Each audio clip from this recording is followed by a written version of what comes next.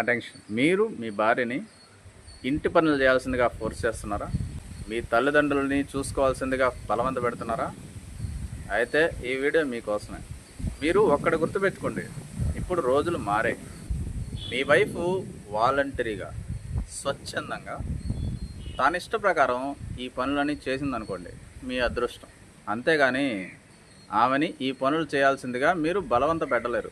మగాళ్ళతో సమానంగా స్త్రీకి కూడా స్వేచ్ఛా స్వతంత్రాలు ఉన్నాయి.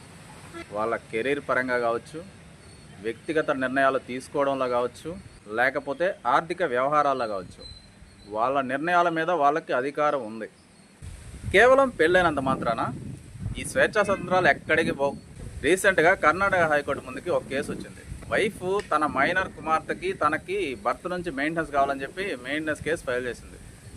దాంట్లో భర్త ఏమని వాదించాడంటే, భార్య ఇంటి పనులు చేయడం లేదని, తన తల్లిదండ్రులను చూసుకోవడం లేదని, ఇంటి నుంచి చెప్పకుండా వెళ్ళిపోయిందని చెప్పి వాదించాడు. హైకోర్టు ఏం చెప్పిందంటే, ఇంటి పనులు వైఫ్ ఒక్కటే చేయాలని చెప్పి బలవంతం చేయలేరని, అవి భార్యాభర్త ఇద్దరూ కలిసి చేసుకోవాలని చెప్పి చెప్పింది. ఇంకా అత్తమామలను చూసుకోవడం విషయానికి వస్తే, అది కొడుకుల లేదా కూతుర్ల ప్రాథమిక బాధ్యత అని కోడళ్ళను కావచ్చు, అల్లుళ్ళను కావచ్చు, అత్తమామలను చూసుకోవాలని చెప్పి బలవంత పెట్టలేమని చెప్పి కోర్టు చెప్పింది.